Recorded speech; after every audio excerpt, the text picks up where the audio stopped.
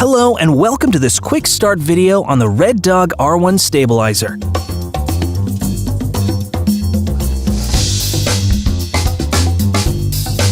In this short video, we'll walk you through the Benro Red Dog mobile application, calibrating your gimbal, adjusting parameter settings, and show you how it can help you create dynamic imagery using your Red Dog stabilizer. If this is your first time using the app, you will have to perform an initial calibration on your gimbal. First, make sure your camera is balanced. For detailed instructions on how to balance your R1 gimbal, please refer to our balancing video. Let's get started. In the App Store, download the Benro Red Dog app to your mobile device. To enable Bluetooth mode on your R1 stabilizer, hold down the M on button for 5 seconds until you see a flashing blue light. Please note, once your gimbal is connected to your app, the motor will not work. Launch the Benro Red Dog application. The first screen you will see is the selection screen for selecting which stabilizer device you will be using. Once selected, press Enter Device. Next, you will be guided through the Quick Start Guide on mounting your camera, balancing your gimbal, and other important instructions for setting up your device. Once you reach the end of the Quick Start Guide, press the Connect Device button. Reboot your gimbal to get it back into a shooting mode. The next screen you will see is the Strength Selection screen. If you don't see this screen right away, you can find it by navigating to the Settings menu. The Strength Selection allows you to switch between different control strengths. Select the best setting based on the weight of the camera you're using. Selecting the highest strength without feeling any motor vibration will provide the best stabilization.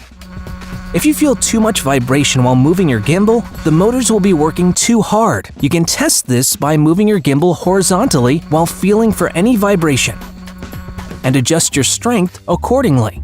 Next, you will see what devices are available to select from. Once selected, you will see several functions to choose from within the control panel. Before we dive into this, let's make sure our firmware is up to date. Press the gear icon in the top left corner and press Firmware Info. Here you can see what version you are running. By pressing Upgrade, you can either update your firmware or it will inform you that your firmware is up to date. Let's go to the main app interface by pressing the back button twice. Now let's navigate to the Parameters Setting tab on the bottom right and scroll to the bottom of the menu. Now let's calibrate the drift by pressing Drift Calibration. For best results, drift calibration can be achieved by placing your R1 in a horizontal position laying on a tabletop.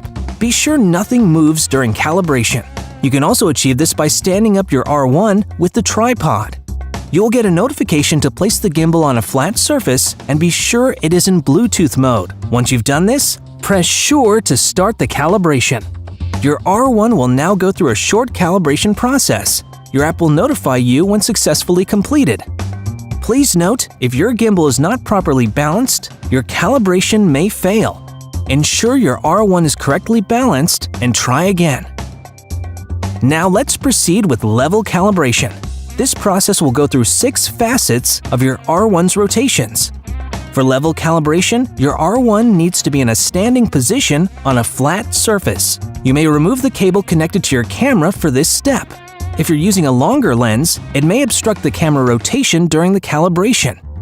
It's best to use a shorter lens or remove the longer lens, calibrate, and rebalance your gimbal after completed level calibration. Once completed, you will get a notification if it was successful. If you are unsuccessful, double-check your balance or if there is an obstruction and try again.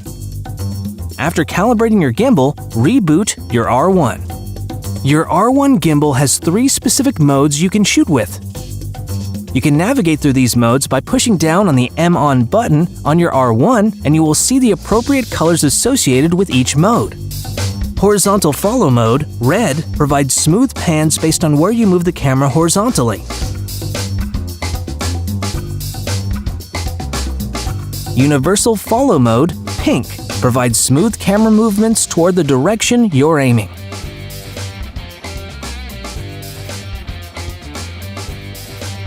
Locked Down Mode, blue, keeps the camera locked on a subject while moving the gimbal.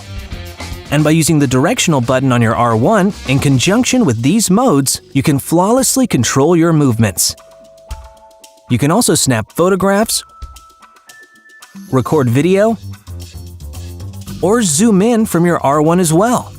Now within the app, let's navigate to the Control Panel tab to see the available remote functions. The joystick allows you to make remote pan or tilt movements depending on which mode your R1 is in. The plus or minus buttons allow you to adjust your zoom. The photo button, when your camera is in photo mode, you can focus by holding the button and release to snap a photograph. When your camera is in video mode, by pressing the video button in the control panel, you can start recording. Enabling the roll following while the R1 is in universal follow mode will allow the camera to follow your rotational hand movements. Disabling this feature will keep your horizon line level.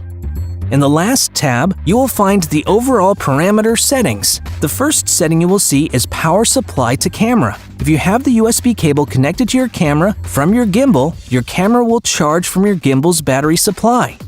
The other settings allow you to adjust the zoom speed of your remote zoom function, the tracking strength of your pan and tilts, lower the level to weak for slower, steady pans and tilt movements. You would increase it to strong for whip pans and faster camera movements. The next parameters you can adjust are the horizontal and vertical area settings. These parameters set the sensitivity of the horizontal and vertical movements. Setting these parameters to min will make your pans and tilts extremely sensitive to hand motions.